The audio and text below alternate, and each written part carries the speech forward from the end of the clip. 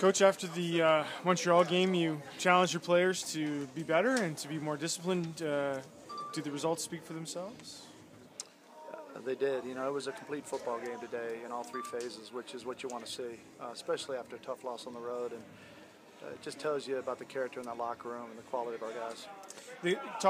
Coming into this game, the talk was that you guys had to stop the Saskatchewan running game, which had been excellent, and to protect your quarterback. You seem to execute both those things fairly well. Yeah, I thought we had a really good plan. The guys really had a good week of practice and executed the plan well. It still comes down to execution. It doesn't matter how good your plan is, but I thought the guys really, like I said, executed well and understood what we were trying to do. This is really what you've been emphasizing now for several weeks, isn't it, Cat? That you're happy with the play generally, but the execution just not there. And what do you think the difference was today? We're getting better, you know, as a football team, and we didn't have the lulls in this game that we've had before. We didn't have the multiple offsides and jump offsides, whether it's our receiver or our lineman. And in the past, we've had spots in games where we had 2 or 3 of those in a row, and guys are growing up a little bit. You talk about the decision or the play of Zach Laros at all? He is a playmaker. Unbelievable. I mean, he is really paying the price during the week. A lot of our guys are in that room in preparation. Talk about it a lot, but he really gets it. And a guy that hasn't played a lot of football, the way that he's preparing and performing, it's pretty admirable. Is there any surprise for you given how much you did miss? Honestly, it is a little bit of a surprise. I'd have to be truthful to answer that.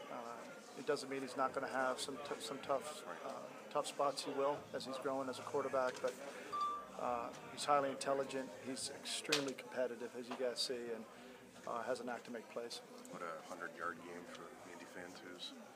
Yeah, Andy played well. We felt like we had a good matchup, and just tried to put him in a position to be successful. The decision to bring Sinkfield on to the roster seems to have paid off. That was what you were hoping for, I would.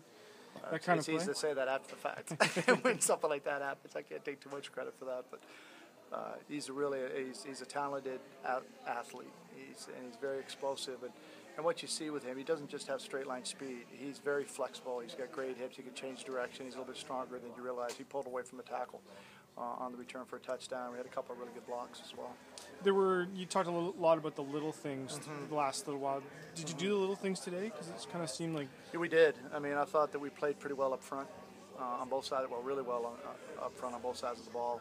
That we knew it was going to be a war up front, and we put constant pressure on the quarterback. We stopped the run and forced them in a few second longs, which we were able to get them off the field. And I thought our offense did a good job again, driving the ball, especially when we got backed up. When the field position flipped on us, we've been pretty good this year in getting the ball out of being backed up and stringing together some first downs. So for the most part, all 3 phases we executed pretty well. You've had to regroup recently after some tough losses. How can you now, well, you did in 2 weeks at NCR was, but how can you now turn this into building off the victory? Well, you've got to continue to focus on what's under your control, and it sounds like a cliche, but it's really true. I mean, there are only a handful of things as a football player, that you have under your control, and those are the things you need to focus on. And then the steps that your coaches give you to improve as a football player, which then translates to our units improving on both sides of the ball as the year plays out. That's all you need to focus on. It's just constant improvement, and like you said, eliminating some of the mistakes, some of the lulls in the game, and doing the little things properly.